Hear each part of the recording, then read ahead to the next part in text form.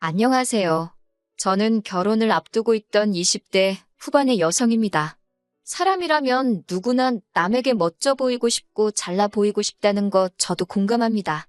하지만 뭐든지 정도껏 해야 얘기로 봐주고 넘어갈 수 있는 거 아닌가요? 저와 결혼을 앞두고 있던 남자친구는 지역 모임에서 만났습니다.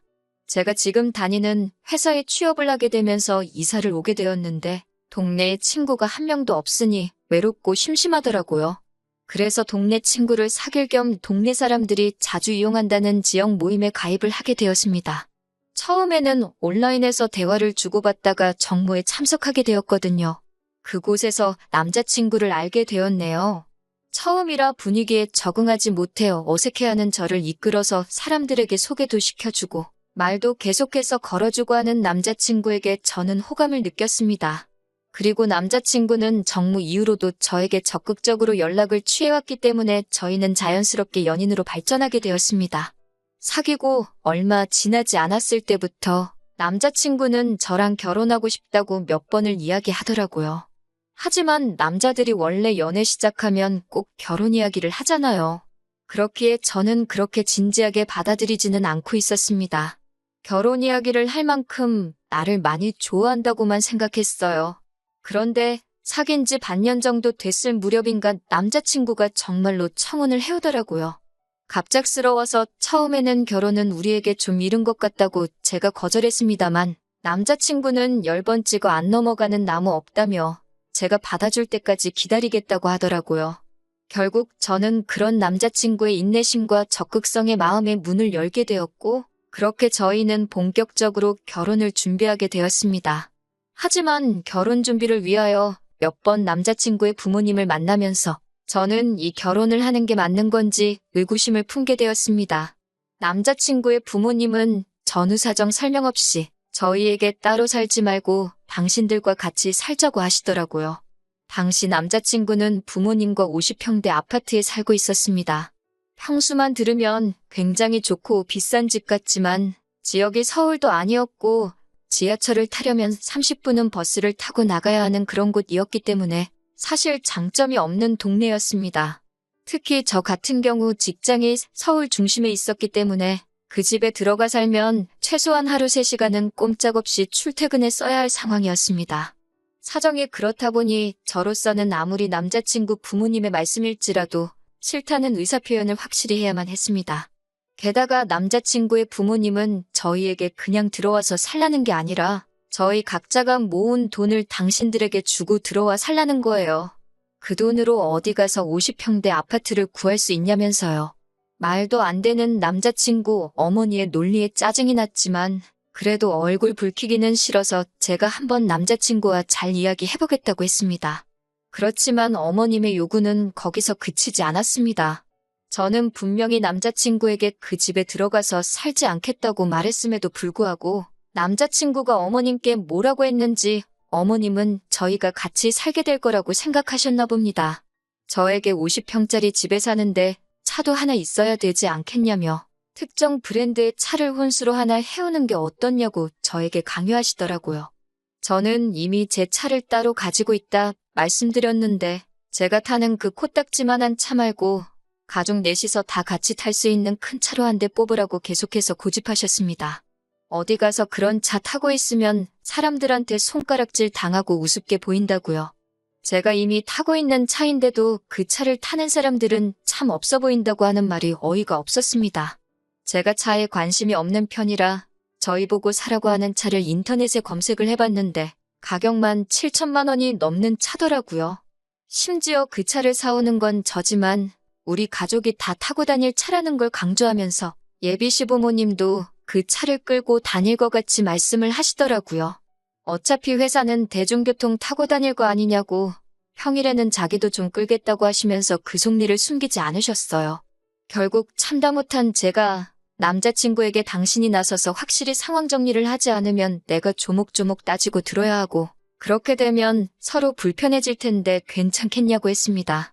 그제서야 남자친구도 미안하다며 자기가 중간 역할을 똑바로 하겠다고 하더라고요. 그 외에도 남자친구의 부모님은 남들에게 보여지는 걸 굉장히 중요하게 여기셨는데 예를 들어 제주도에서 딱 한 번 해보신 승마 체험을 남들에게는 마치 일주일에 한두 번 취미로 타는 것처럼 말씀하신다거나 TV에서만 보셨던 여행지를 마치 다녀오신 것처럼 주변에 자랑하듯 소문을 내곤 하셨습니다. 저희에게 들어와 살라고 강요하시던 아파트도 사실은 은행 대출이 절반 가까이 되더라고요.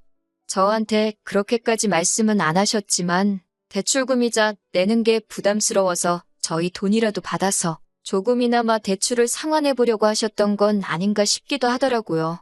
아무튼 이런 일련의 과정을 겪으면서 저는 남자친구의 부모님이 남자친구와는 달리 굉장히 물질적인 것과 겉모습을 중요시하는 분들이라는 걸 깨닫게 되었습니다. 솔직히 실망스럽기도 했고 걱정스럽기도 했지만 그래도 파혼까지 생각하지 않았던 이유는 적어도 남자친구는 그분들을 닮지 않았다 믿었기 때문이에요. 남자친구는 어머님과 아버님이 그런 말씀을 하실 때마다 민망하다는 듯이 저에게 이해해달라며 미안해하기도 했고 입버릇처럼 자기는 사람을 볼 때 항상 내면을 가장 중요하다 생각한다고 했거든요. 실제로 여러 가지 동호회 활동을 하고 있는 남자친구 주변에는 다양한 사람들이 있었기 때문에 저는 그 말을 찰석같이 믿었습니다. 하지만 얼마 전 남자친구와 청첩장 디자인을 고르다 하객에 관해서 이야기를 나누게 되었거든요. 그러면서 남자친구에게 크게 실망을 하게 되었습니다. 남자친구가 저에게 누구누구를 부를 거냐고 먼저 물어보더라고요. 사실 결혼식이 저를 위한 자리이기도 하지만 저희 부모님을 위한 자리이기도 하잖아요. 그렇다 보니 제가 일단 우리 부모님한테 여쭤보긴 해야 되겠지만 친척분들하고 친구분들을 부르실 것 같다고 말했습니다. 저 또한 어린 시절부터 친했던 친구들 위주로 부를 예정이라고요. 그러자 남자친구는 약간 곤란하단 표정을 짓더니 혹시 그럼 그 사람들 사진이나 직장 같은 걸 자기에게 이야기해 줄 수 있냐고 묻더라고요. 그런 게 왜 궁금한지 이해가 쉽게 되지 않아서 왜 필요한 건지 말해달라고 했어요. 그러자 결혼식의 품격과 수준을 위해서 그런 거라며 우리 둘에게도 그 편이 좋다는 거예요. 그러면서 자기가 작년에 중학교 시절 친구의 결혼식에 갔었는데 신부 쪽 가족 중에 몸이 불편하신 분이 있었다면서 그 사람 때문에 사람들도 웅성거리고 사진 찍을 때도 식사를 할 때도 모든 것이 지연되었다면서 보기 안 좋았다고 하더라고요. 저는 남자친구의 그런 말에 굉장히 놀랬고 정말 깨더라고요. 하지만 최대한 그런 티는 내지 않으면서 그럼 우리 결혼식엔 어떤 사람들이 왔으면 좋겠냐고 물으니 일단 기본적으로 체형은 평균이었으면 좋겠고 외모는 중간 이상은 되었으면 좋겠대요. 부모님, 친구분들 중에서도 좀 사회적으로 명망이 있으신 분들이 오시면 좋겠다고 하더군요. 그러면서 장인어른도 공무원이시고 장모님도 선생님이시니까 그런 거야 뭐 걱정 안 해도 되겠지라고 확인하는 남자친구에게 솔직히 정이 뚝뚝 떨어지더라고요. 제가 그럼 남자친구 쪽 부모님 친구분들은 어떤 분들이냐 물으니 그건 자기가 알아서 할 테니까 신경 안 써도 된다고 하는데 솔직히 저희 부모님만큼이나 남자친구 부모님도 평범한 분들이시거든요.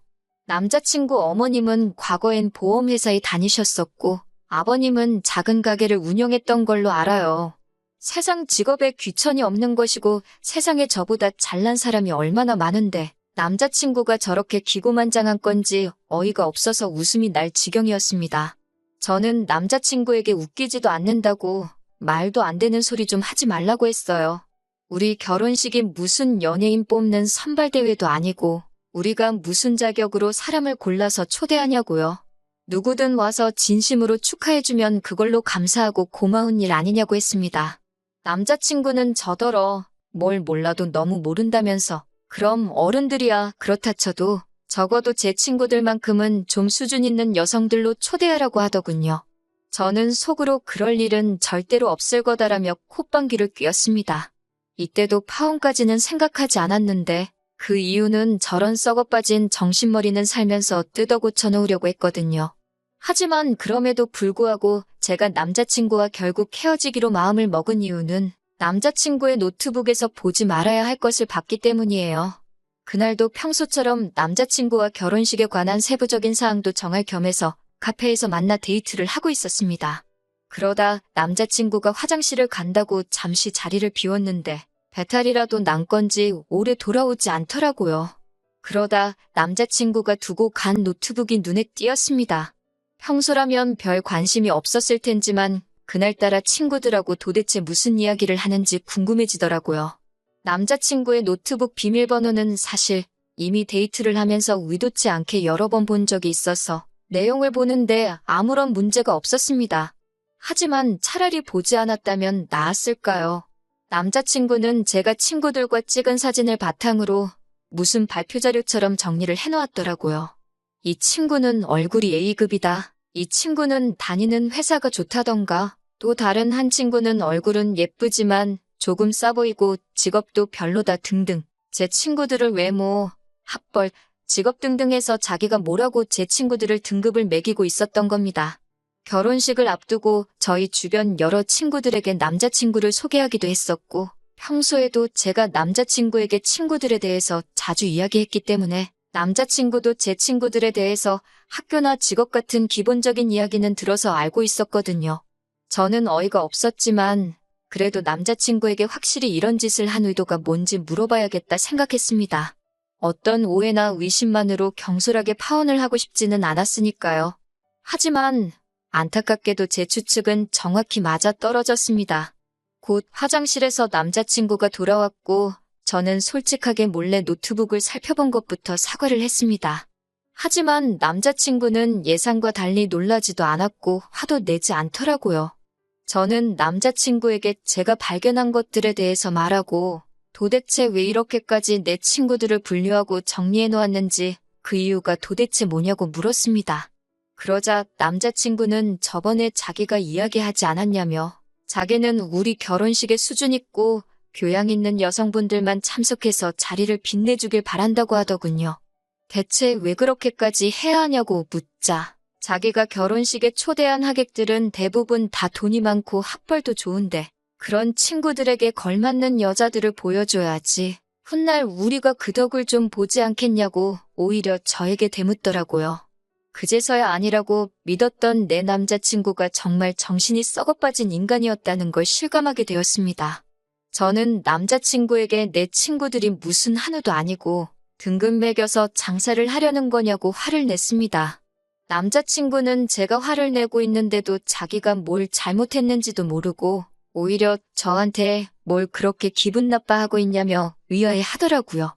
수준 맞는 사람들끼리 만나는 건 당연한 거 아니냐고 그러면서 저한테도 주변에 별 볼 일 없는 친구들은 이참에 하나둘씩 정리하라고 하더라고요. 그 말을 듣는데 실망감이 이루 말할 데가 없었습니다. 저는 남자친구한테 애써 설명할 필요 없다고 아니라고 믿었는데 정말 그 부모의 그 자식이라고 가진 것 뭣도 없으면서 허세만 가득한 거는 집안 유전인가 보다 쏘아붙이고 자리에서 일어났습니다. 네가 점수 매겨놓은 내 친구들보다 잘난 점이 뭐가 있냐고 어디 한번 스스로한테도 등급을 매겨보라고 당장 학벌이고 직업이고 대단한 거 하나 없는 사람이 감히 타인을 평가질하고 있냐고 소리쳤습니다. 그동안 연애를 하면서도 제가 이 정도로 화를 낸 적이 없었어서 그런가 남자친구는 말도 제대로 못하고 얼어있더라고요. 저는 남자친구한테 결혼이고 뭐고 다 끝이라고 참는데도 정도가 있다고 말하고는 뒤도 돌아보지 않고 자리를 나왔습니다. 그렇게 결혼을 앞두고 파혼을 하게 되었습니다. 남자친구와는 모임에서 만났기 때문에 이 모임 저 모임 발을 담그고 있는 남자친구를 마주치기라도 할까봐 저는 그 뒤로 모임을 그만 나가게 되었습니다. 모임에서도 저희가 결혼을 앞두고 있다는 사실을 알던 사람들이 많았기 때문에 저와 남자친구를 동시에 아는 사람도 많았어요. 그리고 얼마 전에 그 중에 한 명에게서부터 남자친구의 소식을 듣게 되었습니다. 남자친구의 부모님은 대출금을 제때 상환하지 못했는지 집이 경매에 넘어갈 위기에 처해졌다고 하네요. 저희가 모은 돈을 가지고 그 집으로 들어와 살라고 했던 건 정말 제가 모은 돈 가지고 대출금을 상환하려던 계획이었다는 부분이라는 사실에 온몸에 소름이 다 돋더라고요. 게다가 모임에도 그 사실이 전부 소문이 퍼지게 되었고 그 와중에 남자친구가 사람의 배경을 보고 가려가면서 만난다는 것까지 까발려지게 되었다고 합니다.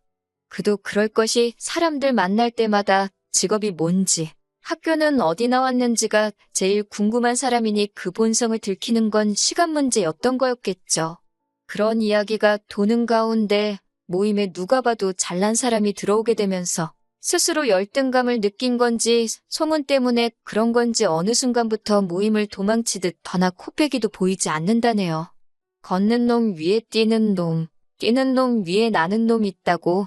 세상에 얼마나 멋지고 잘난 사람들이 많은데 그런 건 생각도 안 하고 기고만장해서 남 무시하는 남자친구가 이번 일을 통해서 제발 철 좀 들었으면 하는 바람입니다.